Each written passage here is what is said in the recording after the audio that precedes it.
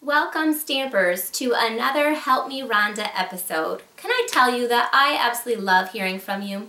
The reason why I started this series was because I get emailed questions all the time. And I wish I could take the time to answer all of them. At some point in my business, I had to realize that I can't get to everybody. So this is one way that I can take common questions and hopefully respond so that you can have your questions answered. Let me give you this question. I think is a great one, and it's one that I get asked often as well. It's simple and quick, so we're going to get to the point.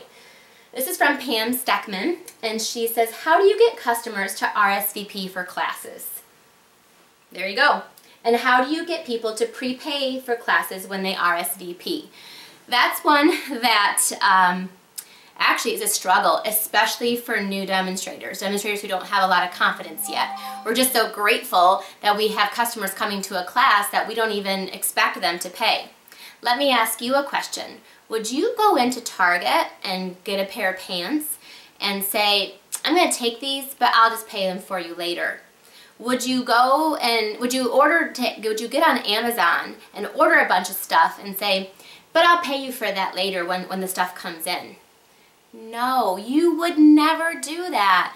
And guess what, guys? You're a business too, and you shouldn't allow people to do that with you. So how do I get people to RSVP for classes and pay for them? This is a simple answer, and I'm telling you, it is a simple answer. You have to ask for it, and you have to demand it. People have to RSVP for classes. If they don't, and they show up, I say, sorry, you didn't RSVP. I wish that you could stamp tonight, but you can't. Next time, make sure you RSVP, and I'll have everything ready for you. Now, honestly, have I ever had to do that? No, because I always cut for extra, okay? And I cut for extra in case I miss somebody.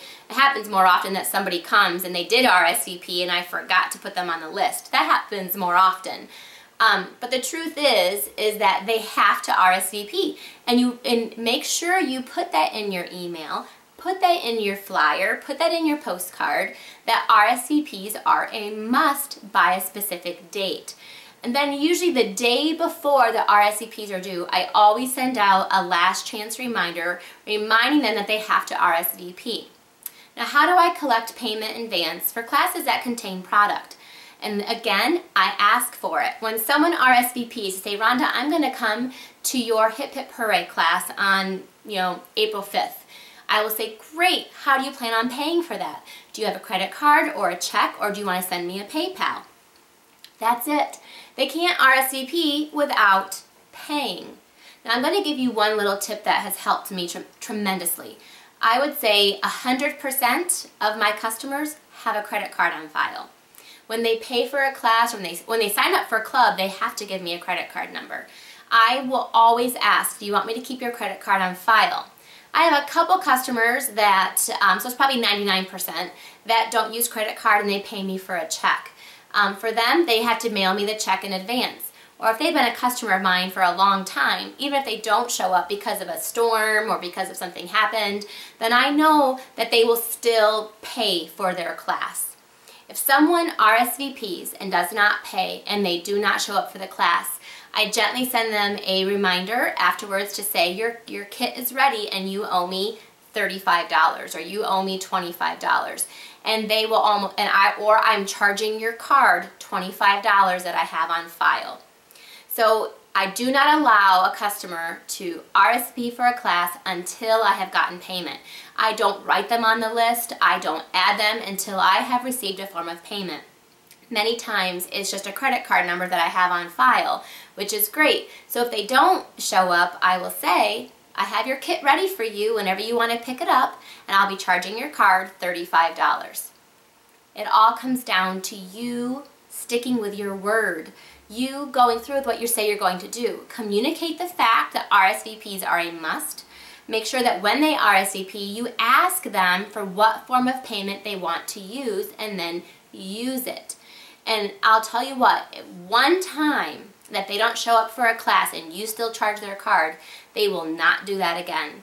Or one time they come to a class and that they did not RSVP for and they just show up and you turn them away, it'll never happen again.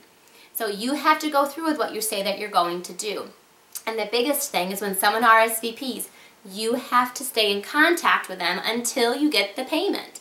So, and I'll tell you one time, if somebody RSVPs for a class and they don't show up and they don't pay, then the next time they try to sign up for a class, I will tell them, last time you didn't pay and you didn't show up. So for all future classes, you have to prepay in advance.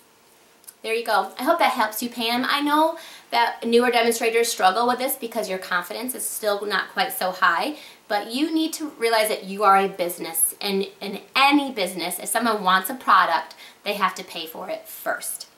Thanks for stopping by. It was a great question. I love hearing from all of you. If you have one that you would like to have answered on a Help Me Rhonda episode, just go ahead and shoot me an email at stampwithronda@gmail.com.